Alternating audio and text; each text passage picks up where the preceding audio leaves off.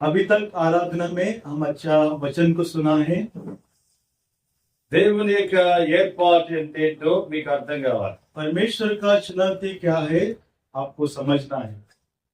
ప్రభు మనలో ఒక ప్రత్యేకమైన జనాంగంగా ఉండాలని ఏర్పాటు చేసుకున్నాడు. परमेश्वर हमको विशेष करके उनका प्रजा होने के लिए चुना है। కాబట్టి మన జీవితంలో ఒక ప్రత్యేకత కనబడాలి. इसलिए हमारे जीवन में एक विशेष रीति का जीवन हमको देखना है।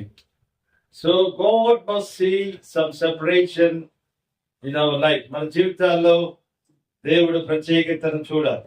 हमारे जीवन में परमेश्वर एक विशेष अलगावट के जीवन को देखना है। సరే, ఇప్పుడు దేవుడి వాక్యంలో నుండి हम परमेश्वर का वचन में से ప్రభు యొక్క బలలో మీరు పాల్పొందక మునుపు और परमेश्वर का मेज में हम भाग लेने के पहले యెషయా గ్రంథం यशायाह की किताब 41వ అధ్యాయము उसका 41 अध्याय 10వ వచనం. 10 वचन। हिंदी में पढ़ना भैया, पढ़ो.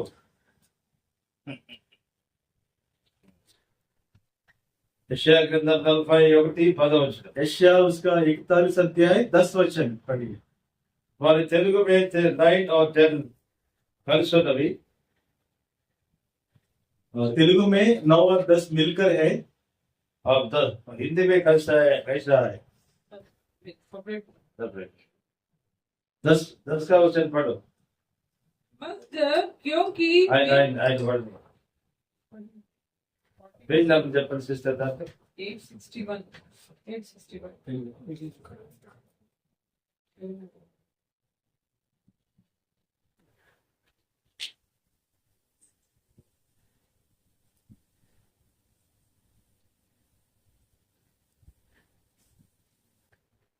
यशायाह की किताब उसका 41 अध्याय उसका 10 वचन। पेज नंबर बोलो. 861 पेज नंबर। पेज नंबर उसका 861। पढ़ो 10 वचन का पढ़ो. मत डर क्योंकि मैं तेरे संग हूँ। मैं तेरे संग हूँ। इधर उधर मत ताक, इधर उधर मत ताक, क्योंकि मैं तेरे परमेश्वर, क्योंकि मैं तेरा परमेश्वर हूँ। मैं तुझे दृढ़ करूंगा और तेरी सहायता करूंगा। अपने धर्ममय दाहिने हाथ से मैं तुझे संभाले रहूंगा। చిన్న ప్రార్థన చేసుకుందాం. छोटा प्रार्थना करेंगे। తండ్రి, రెండో సెషన్ ఆరాధనలో వచ్చిన మీ బిడ్డలను జ్ఞాపకం చేసుకున్నది మీ జీవ వాక్యము వారిని దర్శించి తాకున్నట్లుగా చేయమని క్రీస్తు నామమున వేడుకొనిచున్నాం తండ్రి. आमीन। ఇక్కడ మనము దేవుడు యాకోబుతో మాట్లాడుతున్నాడు. यहाँ पर परमेश्वर याकूब के साथ बातें कर रहा है। ఏమని మాట్లాడాడంటే, क्या बात किया? భయపడకము, నేను నీ దేవుడునై ఉన్నాను. मत डर क्योंकि मैं तेरा संग हूँ। కాబట్టి దేవుడు యాకోబుతో చెప్పాడు, భయపడమాకు, परमेश्वर याकूब से कहता है कि मत डरो, నేను నీకు దేవుడను. मैं तेरा परमेश्वर हूँ। ఇప్పుడు ప్రశ్న ఏంటంటే, యేసు ప్రభువారు మీకు దేవుడుగా ఉన్నాడా? अभी सवाल क्या है कि प्रभु यीशु मसीह आपका परमेश्वर है क्या? యేసు ప్రభువారిని మీ దేవుడిగా స్వీకరించారా? प्रभु यीशु मसीह को आपने स्वीकार है क्या?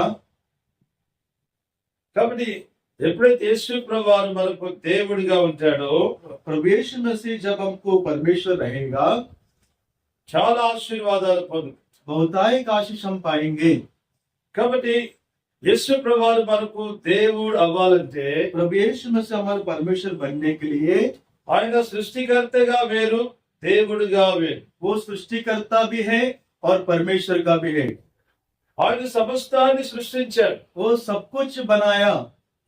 As a creator, he created everything. वो सब कुछ बना दिया। ఆ సృష్టికర్తగా సమస్తాన్ని చేశాడు. वो सृजनकार परमेश्वर बनकर सब कुछ बनाया। కాబట్టి మనము దేవుడు అని పిలవాలంటే, हम परमेश्वर करके पुकारना है तो దేవుడని ఆయన ఎప్పుడు మనకు దేవుడు అవుతాడు, మనం ఎప్పుడు ఆయన బిడ్డలం అవుతాం. जब हमको वो कभी परमेश्वर बनेगा, हम कभी उसका बच्चे बनेंगे।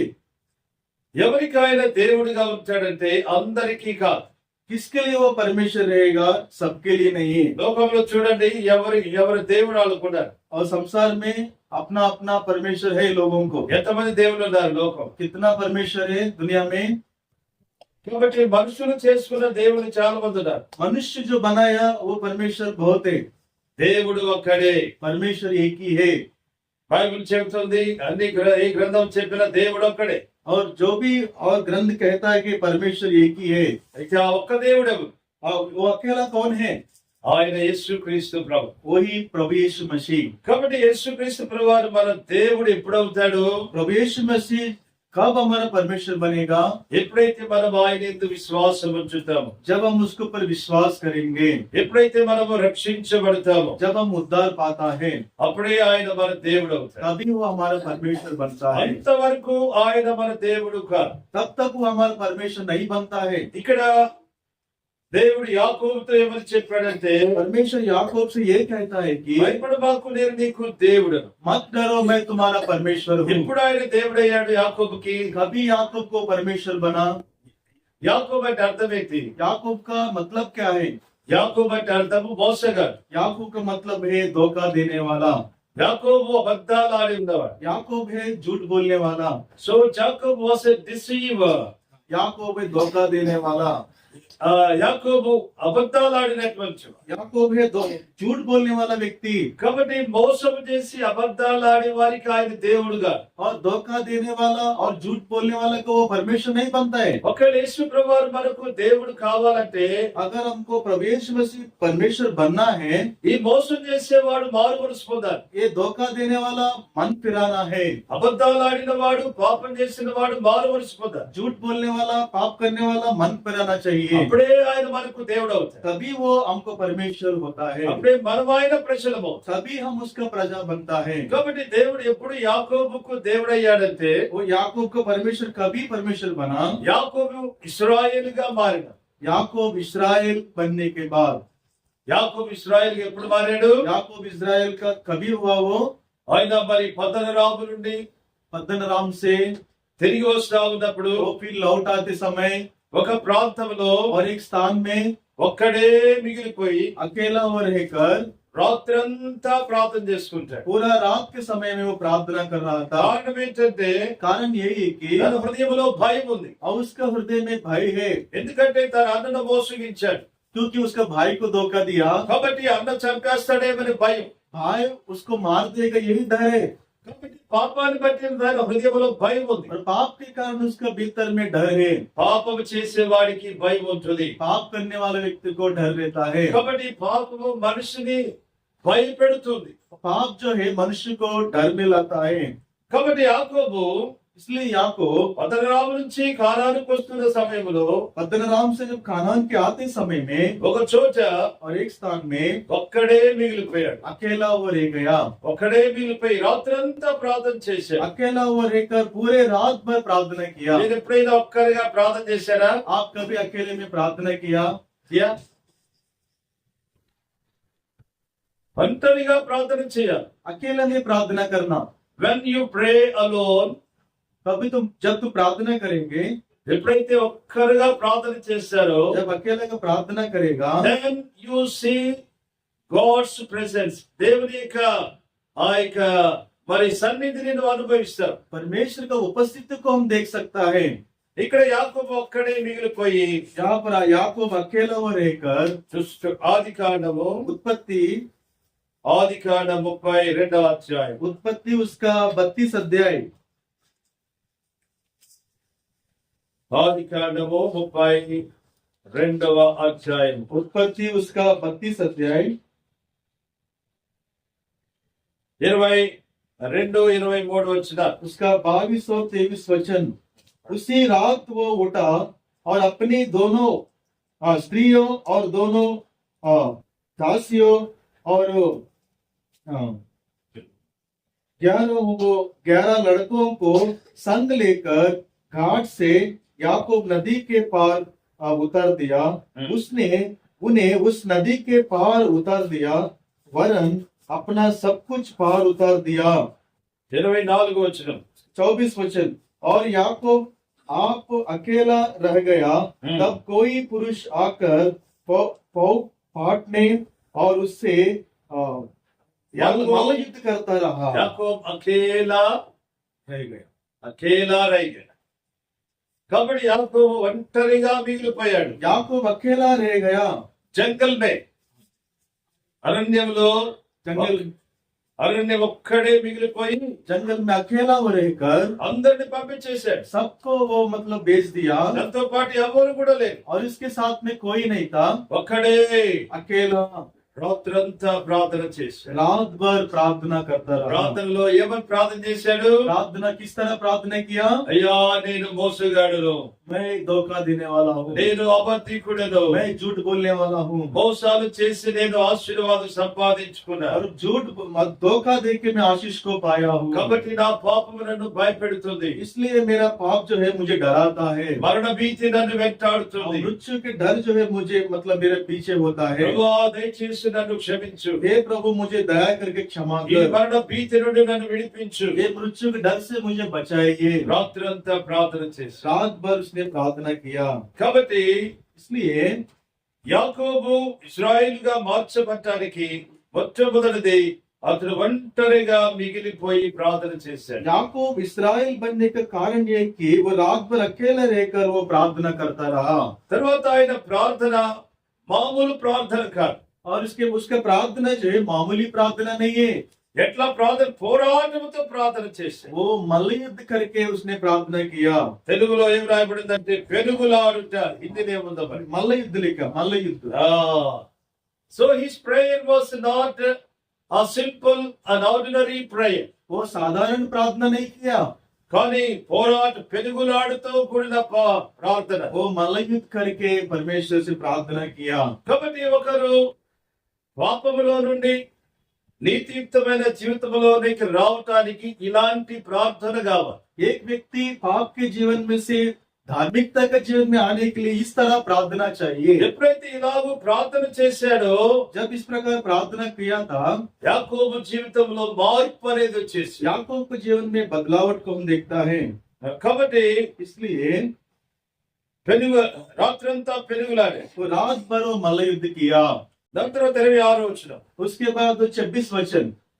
తెల్లవారిపోయినప్పుడు वो सवेरे हो गया। ఆ ఒక నరుడు అంటే ఎవరు వచ్చారు ఆయన దగ్గరికి? एक पुरुष कौन है उसके पास? దేవదూత వచ్చాడు. स्वर्गदूत आया। ఒక నరుడు అని చెప్పి వ్రాయబడి ఉంది. एक मनुष्य ऐसा लिखा है।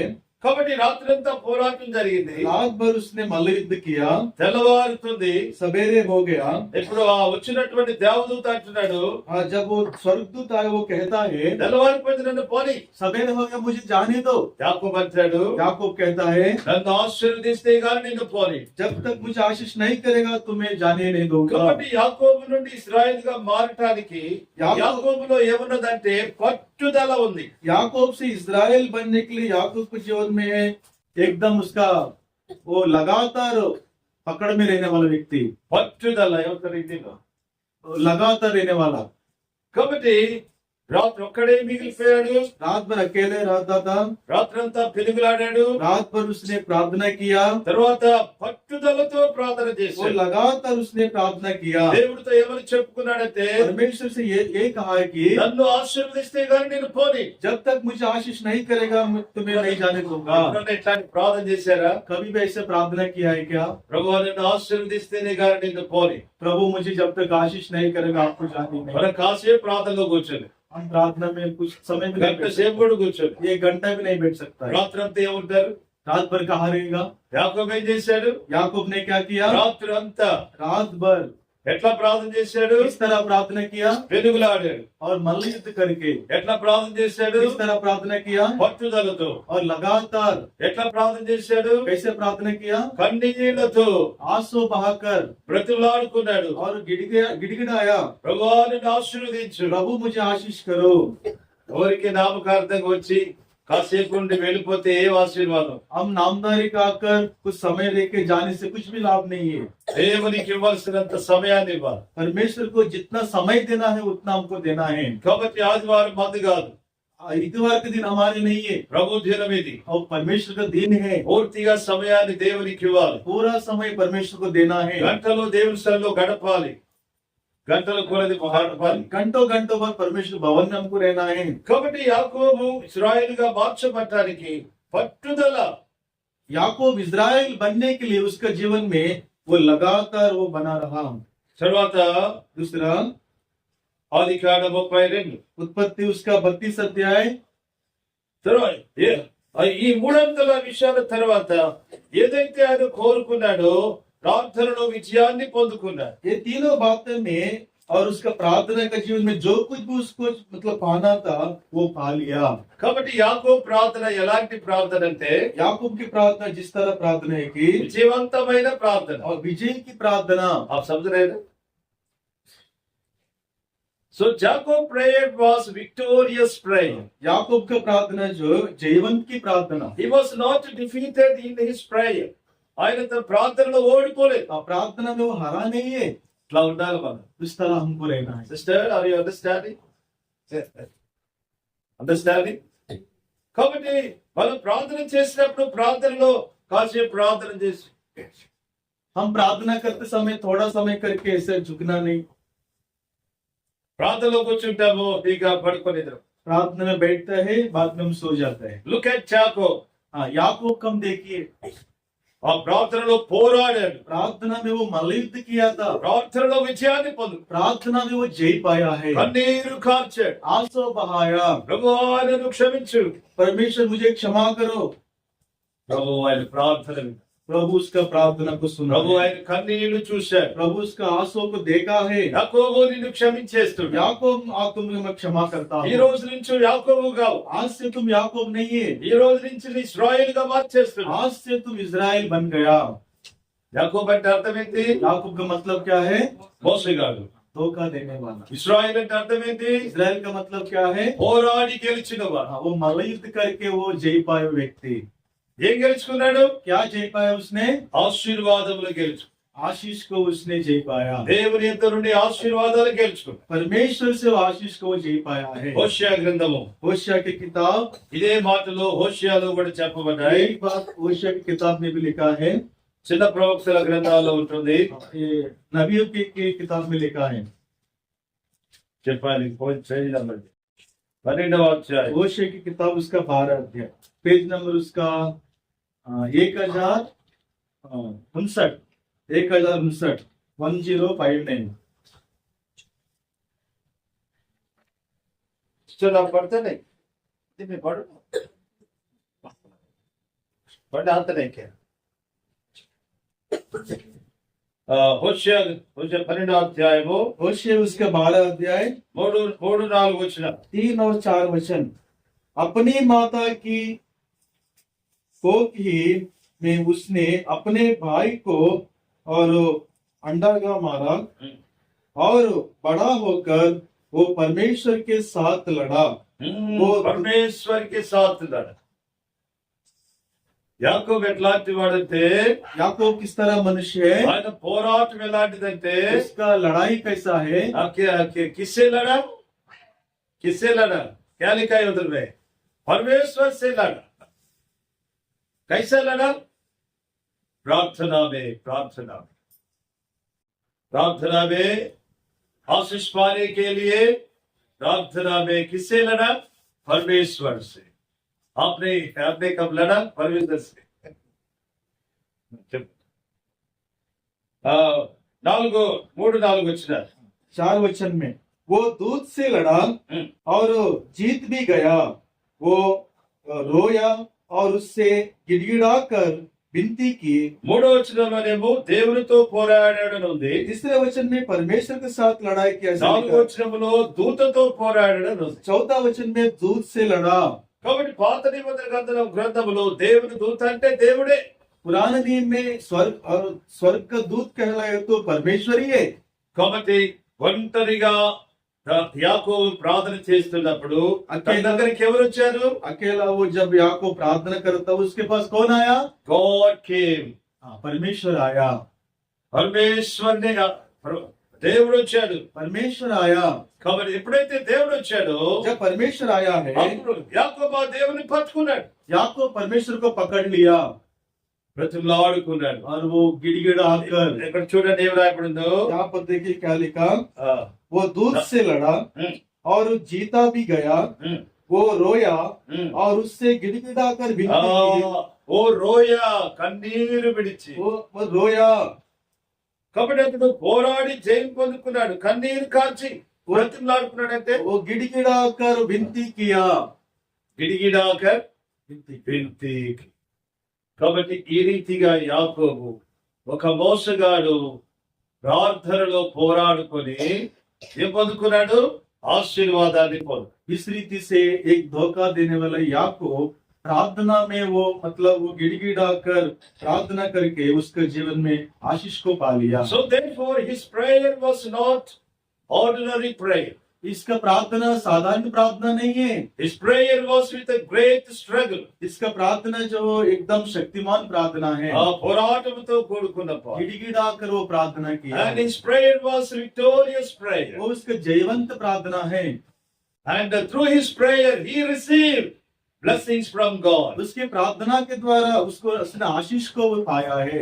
ఇప్పుడు దేవుడు అంటున్నాడు చూడండి, अभी परमेश्वर कहता है, ఆది కాండము उत्पत्ति 32వ అధ్యాయం. उसका 32 अध्याय, ఎప్పుడైతే యాకోబు ప్రార్థనలో జయం పొందుకున్నాడో जब याकूब प्रार्थना में जय पाया है, అక్కడ దేవుడు ఒక మాట అడుగుతున్నాడు చూడండి. परमेश्वर एक बात को पूछता है। ఆది కాండము 32వ అధ్యాయం. उत्पत्ति उसका 32 अध्याय, తెల్లవారిపోయింది నన్ను పోనిమ్ము అని దేవుడు అంటున్నప్పుడు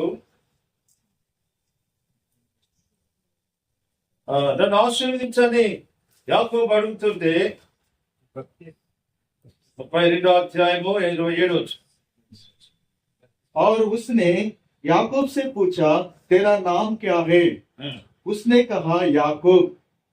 ఇక్కడ దేవుడు యాకోబుని అడిగాడు, నీ పేరేంటి? परमेश्वर याकूब से पूछा, तुम्हारा नाम क्या है? వారి నాम क्या है? వాళ్ళ నాన్న అడిగినప్పుడేమో నా పేరు ఏశావు అని అబద్ధం చెప్పాడు. जब उसका पिता ने पूछा तो मेरा नाम येशाव करके कहा, అక్కడ అబద్ధం చెప్పాడు. वहां पर झूठ बोला। But here he confessed. यहाँ पर वो अपने आप को कबूल करता है, Here he told the truth. वो सच्चाई को कबूल करता है। కాబట్టి ఇక్కడ నిజం చెప్పాడు, నా పేరు యాకోబు. तो सच्चाई से बता रहे कि मेरा नाम याकूब है। మనుషులతో అబద్ధం చెప్పొచ్చు కానీ मनुष्य से हम झूठ कह सकता है, దేవునితో అబద్ధం చెప్పలేం. परमेश्वर से हम झूठ नहीं कह सकता है, Because God knows everything. क्योंकि परमेश्वर सब कुछ जानता है। కాబట్టి దేవుడు సమస్తం ఎరిగిన వాడు కాబట్టి దేవునితో అబద్ధం చెప్పలేం. परमेश्वर सब कुछ जानता है, इसलिए हम झूठ नहीं कह सकता ఆ है। దేవునితో అబద్ధం చెబితే మనకు ఆశీర్వాదం వస్తుందా? परमेश्वर से हम झूठ कहता हमको आशीष होता है क्या? ఆశీర్వాదానికి బదులు శాపం వస్తుంది. आशीष के बदले हमको शाप मिलता है। అందుకని యాకోబు యథార్థంగా ఒప్పుకున్నాడు. इसलिए याकूब सच्चाई मन से वो कबूल My name is Jacob. मेरा नाम याकूब है। అంటే అర్థం ఏంటి? इसका मतलब क्या है? నేను మోసగాడును, मैं धोखा देने वाला हूँ, నేను అబద్ధికుడను, मैं झूठ बोलने वाला हूँ, నేను ఇతరుల దీవెన దౌర్జ మరి మోసం చేసి పొందుకున్నవాడు. मैं दूसरों को आशीष धोखा से मैं पा लिया। ప్రభువా మరణ భయంలో ఉన్నాను, परमेश्वर मैं मृत्यु के डर में हूँ, ప్రభువా నన్ను క్షమించు, परमेश्वर मुझे क्षमा करो, నన్ను రక్షించు. मुझे उद्धार दे दो। ఎప్పుడైతే తన నిజ స్థితిని ఒప్పుకున్నాడో जब उसका सच्चाई को कबूल किया था, అప్పుడు దేవుడు అంటాడు, तब परमेश्वर कहता ఈ है, రోజు నుంచి నీ పేరు యాకోబుగా. आज से तेरा नाम याकूब नहीं है। మరేంటి? क्या है? ఇస్రా చూడండి తర్వాత మాట बात में देखिए, 28వ వచనం. हाँ, उसने कहा, तेरा नाम अब याकूब नहीं परंतु इज़राइल होगा, क्योंकि तू परमेश्वर से और मनुष्य से भी युद्ध करके प्रबल हुआ है।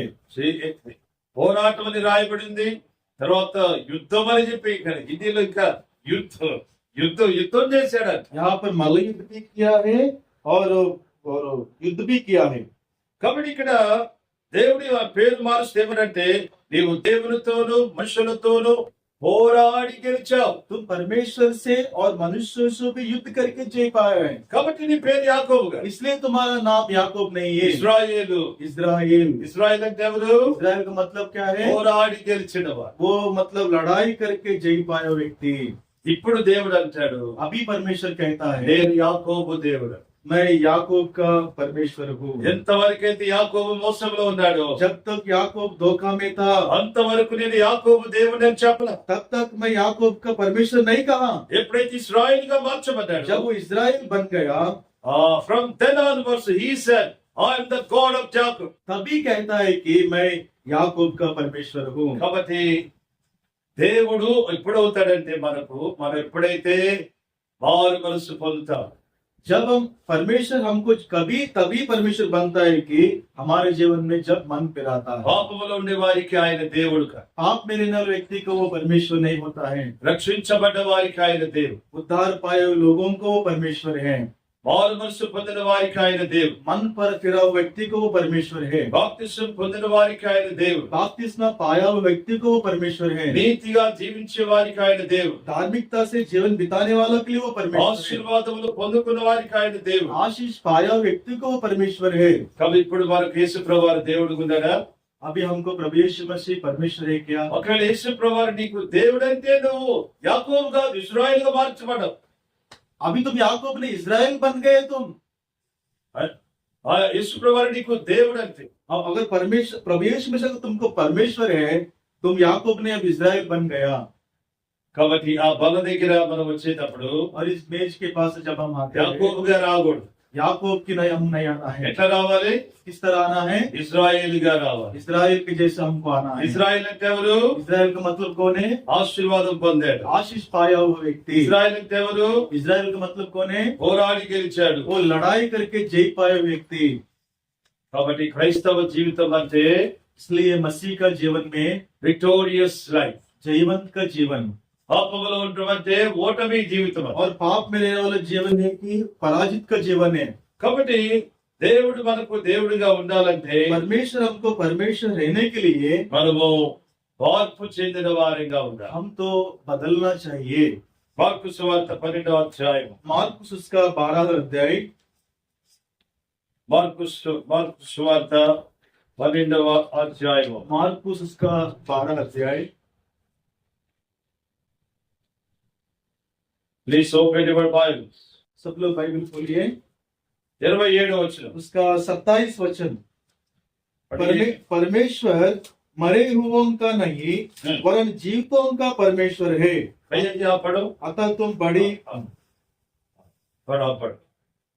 27 ना। हाँ, परमेश्वर मरे हुए मरे हुए का नहीं वरन जीवितों का परमेश्वर है। आप समझना है इधर में, किसका परमेश्वर? मरे हो के नहीं.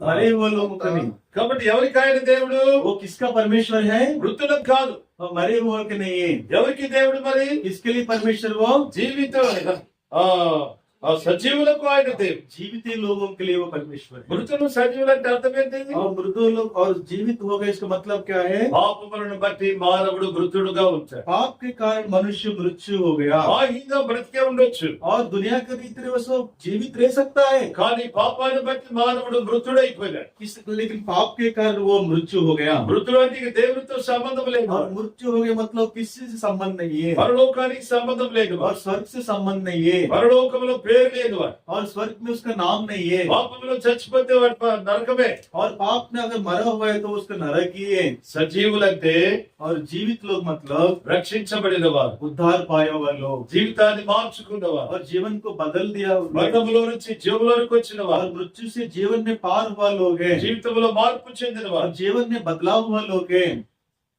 కాబట్టి ఆయన అందరికీ సృష్టికర్తే గాని ఓ దేవుడు అని మనం చెప్పాలంటే ఎవరికి ఆయన దేవుడు అంటే రక్షణ పొందిన వారికి ఆయన.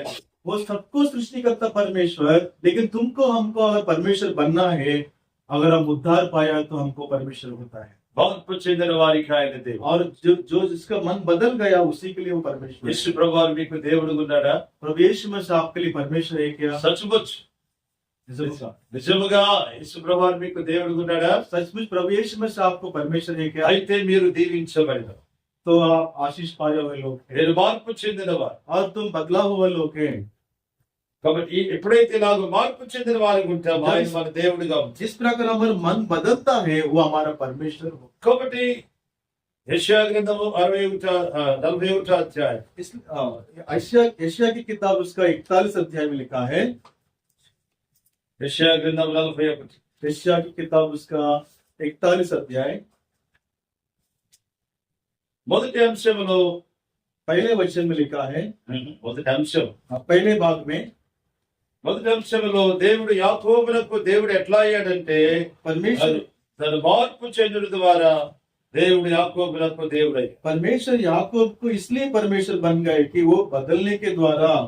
తర్వాత రెండవది ఇప్పుడు యాకోబుతో ఏం చెప్తున్నాడంటే दूसरा याकूब से ये कहता है कि భయపడ మాకు, मत डरो। దేవుడు మనకు దేవుడిగా ఉంటే భయపడవలసిన పరిస్థితులే. परमेश्वर यदि हमारा परमेश्वर है तो हम डरने की कोई जरूरत नहीं है। If the Lord is your God, परमेश्वर है वो परमेश्वर है। యేసు ప్రభువారు నీకు దేవుడైతే నువ్వు భయపడవలసిన अब అవసరం. यीशु मसीह तुम्हारा परमेश्वर, तो डरने की जरूरत नहीं है। ఎందుకు భయపడవలసిన అవసరం లేదంటే क्यों नहीं डरने का आवश्यक नहीं को तो చూడండి ఇక్కడ 11వ వచనం చెబుతున్నాడు. यहाँ पर 13 वचन में लिखा है, क्योंकि मैं तेरा परमेश्वर यहोवा तेरा दाहिना हाथ पकड़ कर कहूंगा, मत डर, मैं तेरी सहायता करूंगा। 13వ వచనంలో అంటాడు, నీ దేవుడు యెహోవాకు నేను భయపడకము, నేను నీకు సహాయము చేసేదనని చెప్పుచు నీ కుడి చేతిని పట్టుకొనుచున్నాను. क्योंकि मैं तेरा परमेश्वर यहोवा तेरा दाहिना हाथ पकड़ कर कहूंगा, मत डर, मैं तेरी सहायता करूंगा। దేవుడు యాకోబుతో ఏం చెప్పాడు? परमेश्वर याकूब से क्या कहता है? భయపడు మాకు. मत डर। భయపడు మాకు అనే మాట బైబిల్ గ్రంథంలో 365 సార్లు వస్తుంది. मत डरो, इस बात को बाइबल की किताब में से 365 बार लिखा गया। రోజు ఏదో ఒక భయం ఉంటుంది. हाँ, हर दिन कुछ ना कुछ डर रहता है। అయితే ఆయన మనకు దేవుడిగా ఉంటే, अगर वो हमारा परमेश्वर है तो దేవుడు అంటే భయపడ మాకు, నేను నీకు దేవుడు. परमेश्वर कहता है कि मत डर, मैं तुम्हारा परमेश्वर हूँ। తర్వాత ఏమంటున్నాడు? बाद में क्या कहता है? నీకు సహాయం చేసేది నేనే.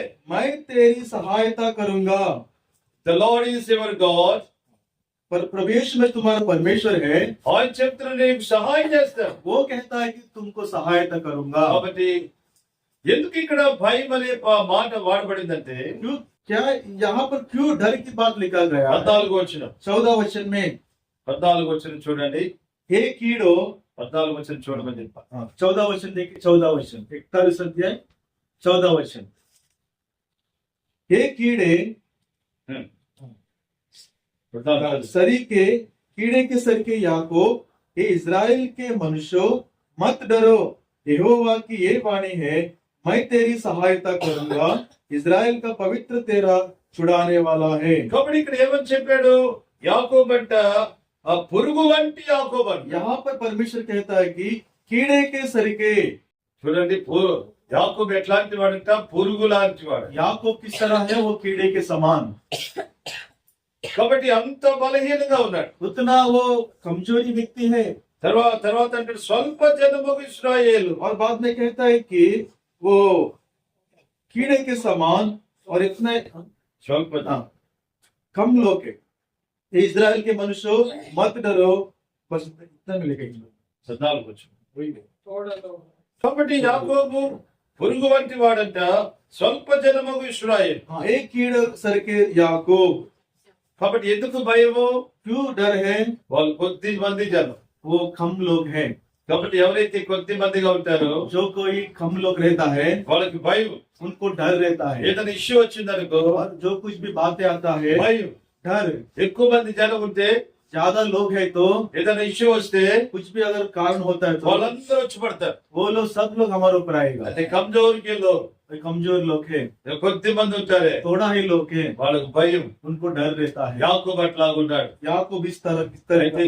అయితే దేవుడు ఏం మాట్లాడాడు? परमेश्वर क्या कहता है? మీరు స్వల్ప జనమైనప్పటికీ तुम थोड़े लोग के फिर भी భయపడొద్దు, मत डरो, నేనున్నాను, मैं तेरा संग हूँ, నేను మీకు సహాయం చేస్తాను. मैं तुमको सहायता करूंगा। కాబట్టి దేవుడు మనకు సహాయం చేస్తే और परमेश्वर हमको सहायता करता है। ఎలాంటి పరిస్థితులైనా మనం గెలవచ్చు. कोई भी परिस्थिति हो हम जीत पाएंगे। ఎలాంటి పరిస్థితులైనా మనకు ఆయన సహాయకుడు ఉంటాడు. कोई भी परिस्थिति हो वो हमारे साथ रहेगा। తర్వాత ఏమంటాడు చూడండి. बाद में क्या कहता है? కాబట్టి ఈ రీతిగా మొట్టమొదటిగా యాకోబునకు దేవుడుగా ఉన్నాడు. सबसे पहला वो याकूब को वो परमेश्वर रहा।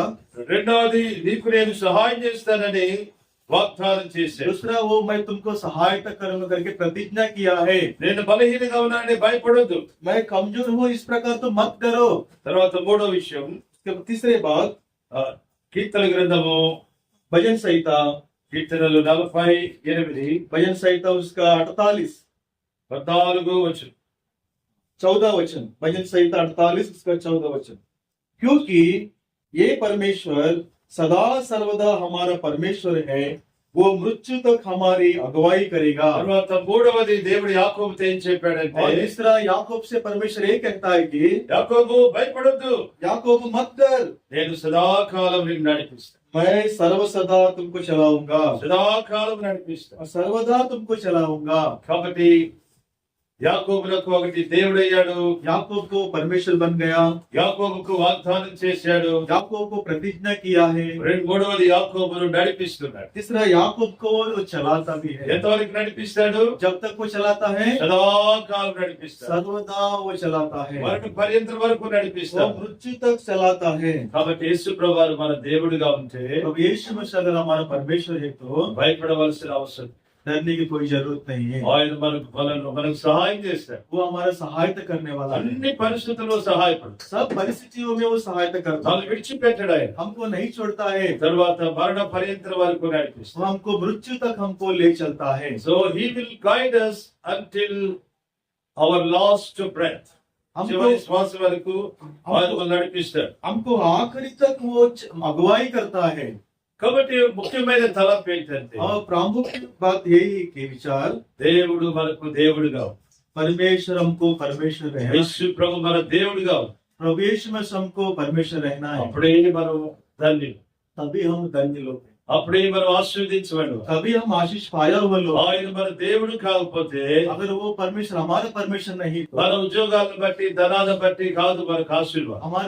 हमारे नौकरी के कारण, धन के कारण ये नहीं है, ఇవన్నీ ఇక్కడే విడిచిపెట్టాలి. ये सब यहाँ पर हमको छोड़ना है। పరలోకము చేరాలంటే स्वर्ग में जाने से యేసు ప్రభు నీకు దేవుడు. प्रभु यीशु मसीह तुमको परमेश्वर होना నీ है, పాపములు క్షమించబడాలి. तुम्हारे पापों को क्षमा होना है, అప్పుడే నీకు ఆశీర్వాదం. तभी तुमको आशीष मिलेगा। కాబట్టి యాకోబు వలె మన జీవితాలు మార్చుకొని याकूब के ने हमारे जीवन को बदलकर యేసు ప్రభువును మన దేవుడిగా కలిగి ఉండి प्रभु यीशु मसीह को हम स्वीकार करके ఆయన సహాయాన్ని పొందుతూ उनका सहायता हम पाकर, బలహీనతలను జయించుకుంటూ कमजोरी में हम जय पाकर, ఆయన చేత నడిపించబడుతూ उनके द्वारा हम अगुवाई पाकर పరలోకము చేరేవారిగా. स्वर्ग में हम जाएंगे। కాబట్టి ఈ లోకంలో జీవించినంత కాలమై నడిపిస్తాడు. इस दुनिया में जब तक हम जीवन बिताएंगे तब तक प्रभु हमको चलाता है। అలాగూ ప్రభు మనకు సహాయం చేయండి. इस तरह प्रभु हमको सहायता करेंगे। ప్రార్థన చేస్తాం. आमीन।